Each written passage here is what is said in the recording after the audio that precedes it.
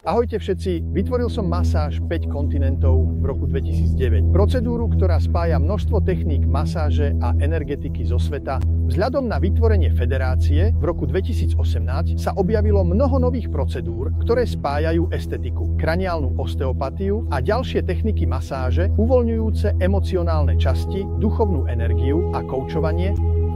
Prácou s týmito 8 procedúrami federácie by sa dalo povedať, že máte všetko, čo existuje najkomplexnejšie v terapii. Nie, chcem vám povedať áno, ale nie. Nedávno som mal zjavenie. Toto leto bola federácia masáže 5 kontinentov zodpovedná za pohodu umelcov a hviezd počas veľkého hudobného festivalu vo Švajčiarsku. Boli tam všetky hviezdy 80. rokov a ďalší ako Gilbert Montagnier, Helen Seyara, Ken V.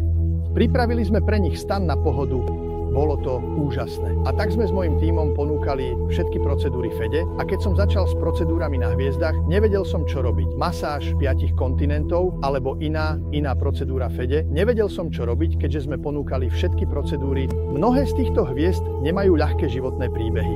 Dávajú lásku svojmu publiku a angažujú sa ako málo kto s neuveriteľným talentom.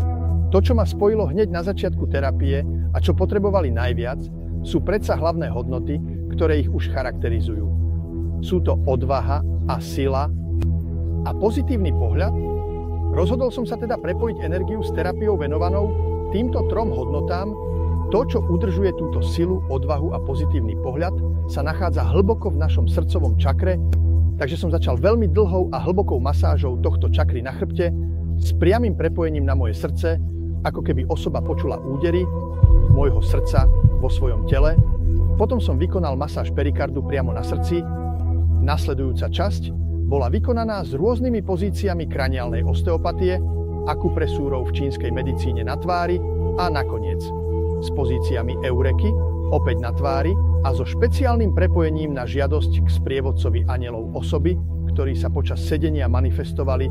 Stále v ležiacej pozícii som pracoval s olejom Cœur, Bicops na aure, aby som vytvoril ochranný štít lásky. Výsledky boli ďaleko nad rámec toho, čo som si mohol predstaviť. Potom v sediacej pozícii som sprevádzal osobu jogovými dýchaniami a inhaláciou vonkajšej misy a na konci s masážou negatívnych energií, ako sa učí v Bacos. Keď som vykonal túto liečbu, neuvažoval som, urobil som to, čo mi prišlo najjednoduchšie. Ale nakoniec som vykonal najdôležitejšie body liečby federácie. V 1-hodinovej liečbe, samozrejme, s niekoľkými novinkami a predovšetkým osobitným prepojením s duchovnými sprievodcami osoby, ktorá bola liečená, ktorí urobili zázraky na výsledkoch. Z toho všetkého sa zrodila táto terapia, ktorá je terapia 6 kontinentu.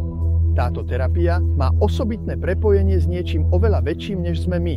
S vôľou pohody a snahou priniesť druhému to najlepšie, ale táto terapia je predovšetkým cestou pre toho, kto ju poskytuje, pretože je veľmi jednoduchá na prenášanie a učenie sa prepojenia so svojím srdcom, ktoré sa zdieľa s druhým, vytvára cenný torický spev. Teším sa, že budem školiť prvých školiteľov tejto úžasnej terapie. Ako školiteľ budete mať dôležitú zodpovednosť udeľovať diplomy len tým, ktorí budú mať hodnoty pohody, srdca. Toto je skutočná vôľa po zosúladení lásky, pokory a priniesť druhému túto dimenziu.